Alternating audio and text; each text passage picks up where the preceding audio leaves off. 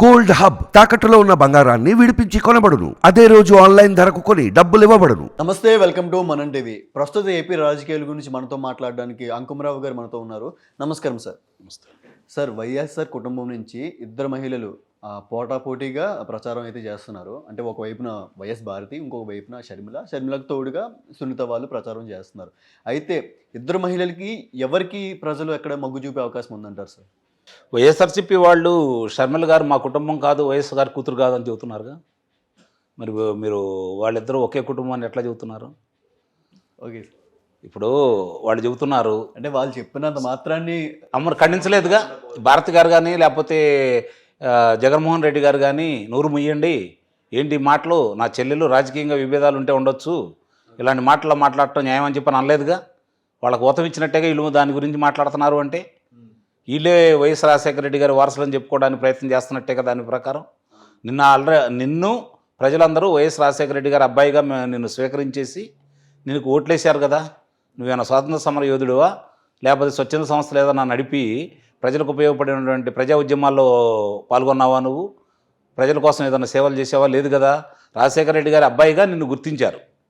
రాజశేఖర రెడ్డి గారి వల్లే కాంగ్రెస్ పార్టీ బతికుందనే ఉద్దేశంతో ఆయనకు అన్యాయం చేశారు, ఆయనకు న్యాయం చేశారు, నీకు అన్యాయం చేశారన్న ఉద్దేశంతో నీకు ఆయనకు అభిమానించే వాళ్ళందరూ కాంగ్రెస్ పార్టీ వాదులందరూ కూడా నీ ఎంట నడవబట్టి నీకు ఈ ఓట్లంటూ ఉండయి, నమ్మారు, భుజాన్ని వేసుకున్నారు.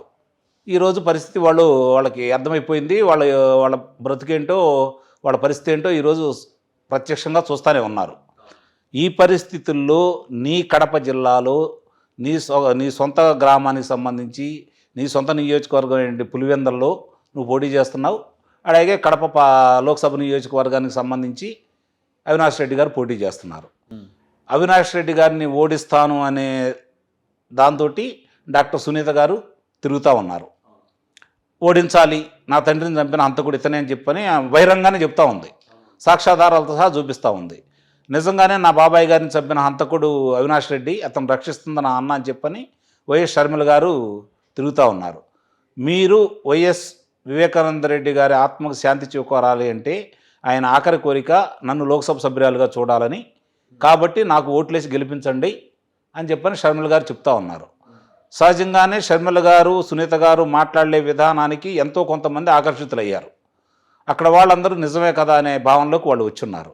వచ్చిన తర్వాత ఆమె సభలకి, సమావేశాలకి, ఆమె ఆత్మీయంగా సదస్సు నిర్వహించేదానికి కూడా అందరూ బాగా పాల్గొంటున్నారు. ఇప్పుడు మన పీఠాలు కదిలిపోతున్నాయి, మన పునాదులే కదిలిపోతున్నాయి. ముఖ్యంగా మన పులివెందల్లోనే ఇబ్బందికరమైన పరిస్థితి రాబోతుంది, కడప చేజారిపోతుంది, తన తమ్ముడు ఓడిపోతున్నాడనే నిర్ణయానికి వచ్చిన తర్వాత ఈరోజు భారతి గారిని రంగంలో దించావు. ఒక మహిళ మీదకి మహిళ ప్రచారం చేస్తే ఇంకా ఎక్కువ సింపతి వస్తుందన్న పాయింట్ ఆఫ్ వ్యూలో దించు. మీరు ఎల్లంగల్లోనే నీ సొంత గ్రామంలో అక్కడ నీ పార్టీ గ్రామ సర్పంచ్ భాస్కర్ రెడ్డి గారు ఈ ల్యాండ్ టైటిల్ యాక్ట్కి సంబంధించి దాని మీద భారతి గారిని నిలవేశారు, ప్రశ్నలు సంధించారు. దానికి సమాధానం అయితే లేదు కదా. సహజంగానే ఎక్కడ చూసుకున్నా కూడా ఏదన్నా కొత్త పథకం తీసుకొస్తే దానికి సంబంధించింది జాతీయానికి సంబంధించింది అయితే జాతికి సంబంధించిన గుర్తు దాని మీద ఇప్పుడు దాకా వస్తూ ఉన్నాయి. మనకి గతంలో చూసుకున్న పాస్ పుస్తకాలు చూసుకున్నా. అయితే సార్, ల్యాండ్ టైటిలింగ్ యాక్ట్ మేము పెట్టింది కాదు, కేంద్రం పెట్టింది అని వైసీపీ వాళ్ళు ఆలోచిస్తున్నారు సార్. మరి కేంద్రమే దాన్ని లోక్సభలో ప్రవేశపెట్టి, రాజ్యసభలో ప్రవేశపెట్టి ఆమోదించి రాష్ట్రాలకు పంపించాలి కదా. ఎందుకు పంపించలేదు? ఎక్కడ జరిగింది చర్చ? రాజ్యసభలో జరిగిందా, లోక్సభలో జరిగిందా, లేకపోతే దాని గురించి వాద ప్రతివాదాలు జరిగినాయా? ఆమోదించారా? ఎంతమంది ఆమోదించారు, ఎంతమంది తిరస్కరించారు? ఎక్కడ జరిగింది? అంటే తప్పునెట్టే ప్రయోజనం చేస్తున్నానంటారు వీళ్ళు. అంతే కదా. నిన్న నేనే తీసుకొచ్చాను భారతదేశంలో మొట్టమొదటిసారి అని చెప్పాడు. అది మర్చిపోయినట్టున్నారు మీరు. ఆయన సభల్లో మాట్లాడేది మీరు చూడట్లా సరిగ్గా. ఆయన నిన్న చెప్పాడు స్వయంగా, భారతదేశంలో ఎక్కడా జరగలేదు, మొట్టమొదటి నేనే చేశాను అని చెప్పని. ల్యాండ్ టైటిలింగ్ యాక్ట్ ముందు నేనే తీసుకొచ్చని చెప్పడం. కాబట్టి ఇవి నిన్న రైతు ప్రశ్నించాడు కదా, దానికి సమాధానం లేదు కదా వాళ్ళ దగ్గర. లేదు అంటే వాళ్ళ వైఫల్యాలు ప్రజలకు ఈరోజు అర్థమైపోతూ ఉంది. ఈరోజు నీ నీ జిల్లాకు సంబంధించి అన్నమయ్య డ్యాము అది కొట్టుకుపోతే గేట్లు అవి ఇంతవరకు నువ్వు మరమ్మతు చేయకుండా దానికి సంబంధించిన ఎవరైతే చనిపోయారో వాళ్ళకి ఆర్థిక సాయం కూడా అందజేయకుండా వాళ్ళకి న్యాయం నువ్వు చేయలేదు. ఈరోజు కూడా దానికి పూడ్చివేత కార్యక్రమాలు కావచ్చు, మరమ్మతులు నువ్వు చేపట్టలేదు. చంద్రబాబు నాయుడు గారు పులివెందలకి నీరు అందించారు, నువ్వేం చేసావు? కుప్పానికి తీసుకెళ్ళి అక్కడ ఒక నాటకానికి తెరలేపి నీ సభ అయిపోంగంలోని మళ్ళీ పీక్కొని వెళ్ళిపోయారు. అంటే ఇది ప్రజలు గమనించాలనుకుంటున్నారా? ఈరోజు ప్రపంచవ్యాప్తంగా ఈరోజు మామూలుగా సాంకేతిక పరిజ్ఞానం అందుబాటులోకి వచ్చింది కదా. అవును. ఎక్కడ ప్రపంచంలో ఎక్కడేం జరిగినా కూడా ఒక 6 నిమిషంలో ప్రపంచానికి తెలిసిపోతానే ఉంది కదా. ఇంకా ప్రజలు నేను చెప్పింది నమ్ముతారు అనుకుంటే ఆయన ఏదో నమ్ముకున్నాడని మనం భావించాలి. అంటే ప్రజలను నమ్మట్లేదు, ఆయన దగ్గర ఏదో ఉంది, దాన్ని నమ్ముకున్నాడు, ఆయన ఎవరో రక్షిస్తారని భావిస్తున్నారని చెప్పని మనం భావించాలి. ఇక్కడ ఇవన్నీ కూడా ఇప్పుడు నీ నియోజకవర్గంలో ప్రజలు ఈరోజు ఇంతవరకు నీ తండ్రి గారికి కావచ్చు, నీకు కావచ్చు, నీ తల్లి గారు, బాబాయ్ గారు, ఈ నలుగురేగా ఇప్పుడు దాకా అక్కడ శాసనసభ్యులు, వేరే వాళ్ళు రాలేదు కదా.